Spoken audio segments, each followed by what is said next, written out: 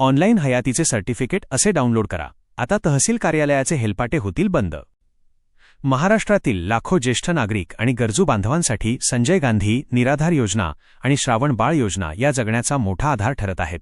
मात्र या योजनांचे पेन्शन नियमित सुरू ठेवण्यासाठी दरवर्षी हयातीचा दाखला सादर करणे बंधनकारक असते.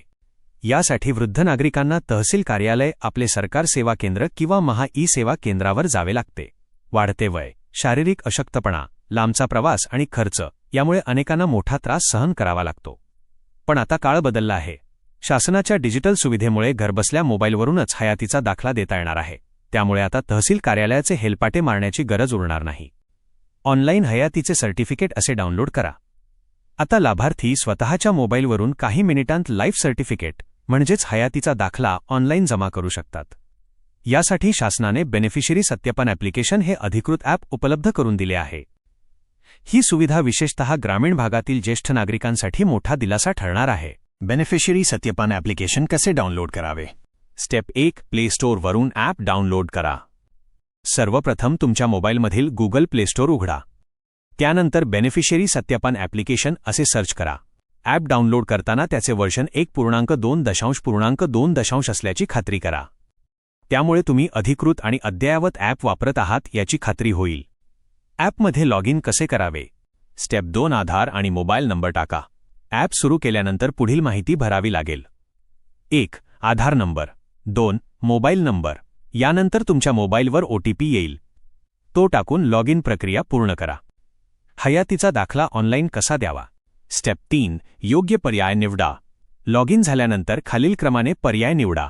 1. Central government. 2. National social assistance programme NSAP.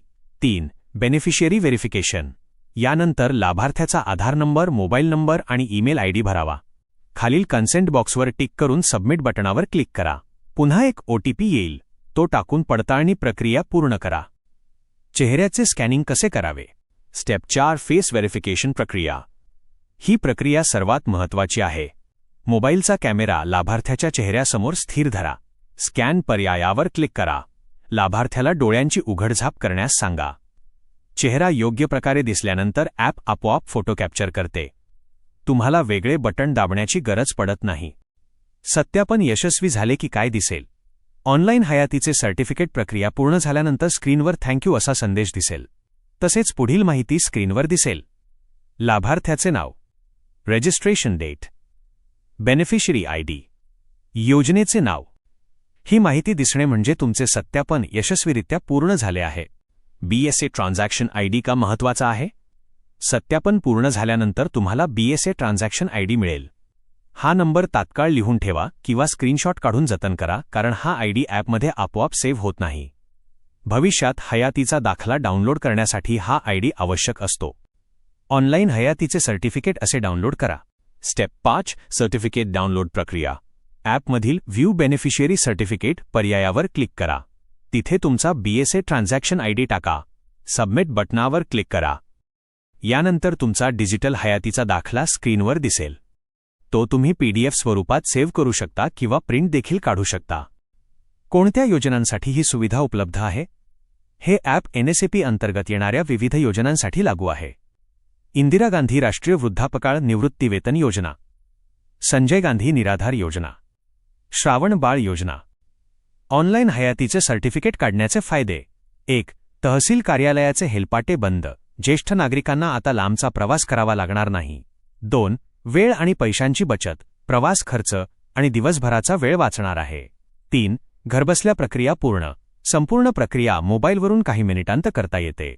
4. ग्रामीण भागातील नागरिकांना मोठा दिलासा. दुर्गम भागातील लाभार्थ्यांसाठी ही सुविधा वरदान ठरणार आहे. वारंवार विचारले जाणारे प्रश्न FAQ. 1. हयातीचा दाखला लाईफ सर्टिफिकेट म्हणजे काय? हयातीचा दाखला म्हणजे लाभार्थी अजून जिवंत आहे याची अधिकृत पडताळणी. पेन्शन योजना सुरू ठेवण्यासाठी दरवर्षी हा दाखला सादर करावा लागतो. 2. ऑनलाईन हयातीचा दाखला कोण देऊ शकतो?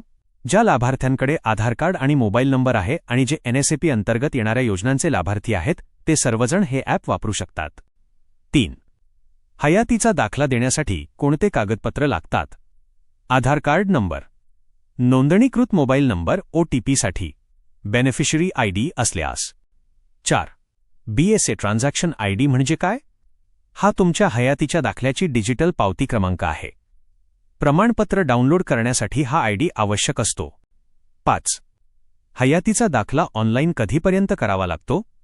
सामान्यतः दरवर्षी एकदा हा दाखला द्यावा लागतो. शासनाने दिलेल्या मुदतीत ही प्रक्रिया पूर्ण करणे आवश्यक आहे, अन्यथा पेन्शन थांबू शकते.